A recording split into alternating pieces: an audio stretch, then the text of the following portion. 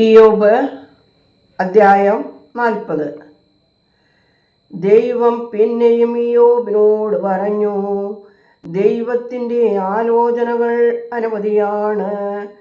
ദൈവത്തെ കുറ്റപ്പെടുത്തുന്നവൻ ഉത്തരം പറയട്ടെ. ഇയ്യോബ് ഉത്തരമായി പറഞ്ഞു, ഞാൻ കുറവുള്ളവൻ, ഞാൻ അങ്ങയോട് എന്ത് പ്രതിവചിക്കേണ്ടു? ഞാൻ എൻ്റെ വായ് പൊത്തി ഒരു പ്രാവശ്യം ഞാൻ സംസാരിച്ചു, ഇനി ഞാൻ ഉത്തരം പറയുകയില്ല. 2 പ്രാവശ്യം സംസാരിച്ചു, ഇനിയും ഞാൻ സംസാരിക്കുകയില്ല. ദൈവം അപ്പോൾ ചുഴലിക്കാറ്റിൽ നിന്നും ഇയ്യോബിനോട് പ്രതിവചിച്ചു, നീ ശക്തനെ പോലെ അരമുറുക്കുക, ഞാൻ നിന്നോട് ചോദിക്കും, നീ ഉത്തരം പറയണം. നിനക്ക് കുറ്റമറ്റവനാകുവാൻ വേണ്ടി നീ എന്നെ വായിച്ച് കുറ്റപ്പെടുത്തുമോ? നിനക്ക് ദൈവത്തെ പോലെ ഭുജമുണ്ടോ? ദൈവത്തെ പോലെ നിനക്ക് ശബ്ദം മുഴക്കാമോ? നീ മഹിമയും ശക്തിയും ധരിക്കുക, ശോഭയും കാന്തിയും അണിയുക. നിന്റെ കോപവും ക്രോധവും ഒഴുക്കുക. ഏത് ഉന്നതനെയും നോക്കി അവനെ വാഴ്ത്തുക, ഏത് പാപിയെയും അവരവരുടെ സ്ഥാനത്ത് വീഴ്ത്തുക. അവരെ ഒരുമിച്ച് പൂഴിയിൽ മറവ് ചെയ്യുക, അവരുടെ മുഖങ്ങളെ പൊടിമണ്ണുകൊണ്ട് ബന്ധിക്കുക. നിന്റെ വലം കൈ നിന്നെ രക്ഷിക്കുമ്പോൾ ഞാനും നിന്നെ പുകഴ്ത്തും. ഞാൻ നിന്നോടൊപ്പം നിർമ്മിച്ച ബഹ്മൂത്ത് കാളയെ പോലെ പുല്ല് തിന്നുന്നു. അതിൻ്റെ ശക്തി അതിൻ്റെ വിലാപ്പുറത്ത്, അതിൻ്റെ വാൽ ദേവദാരു പോലെ ഉയർത്തുന്നു. അതിൻ്റെ തുടഞ്ഞരമ്പുകൾ ഉയർന്നിരിക്കുന്നു. അതിൻ്റെ അസ്ഥികൾ പിച്ചളയ്ക്കും ഇരുമ്പിനും തുല്യം കടുപ്പമേറിയതാണ്. അത് ദൈവത്തിൻ്റെ സൃഷ്ടികളിൽ പ്രാധാന്യമുള്ളതാണ്.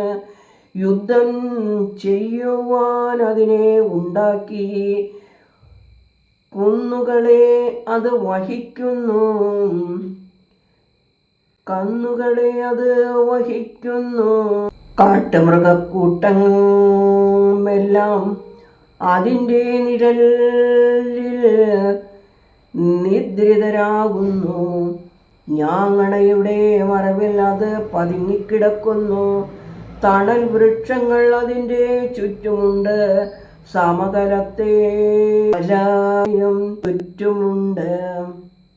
നദീജലം ഉയർന്നാലും അതിന് ഇളക്കമില്ല. അതിൻ്റെ വായിലേക്ക് യോർദാൻ ഒഴുകി വീണാലും അതിന് ധൈര്യമുണ്ട്. അതിൻ്റെ മുകിലുകളാൽ അത് വലയിൽ പിടിക്കപ്പെടുമോ? മഹാസർപ്പത്തെ നിനക്ക് വലയിൽ പിടിക്കാമോ? അതിൻ്റെ നാവിൽ ചൂണ്ടൽ കടത്തി പിടിക്കാമോ? അതിൻ്റെ വായിൽ കടിഞ്ഞാൺ ഇടാമോ? കൊളുത്തുകൊണ്ട് അതിൻ്റെ ചെകിട് പിടിച്ചെടുക്കാമോ?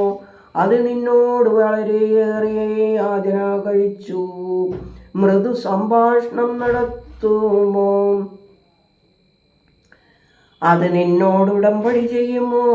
അഥവാ എന്നേക്കും ദാസനായി നിനക്കതിനെ ഗണിക്കാമോ?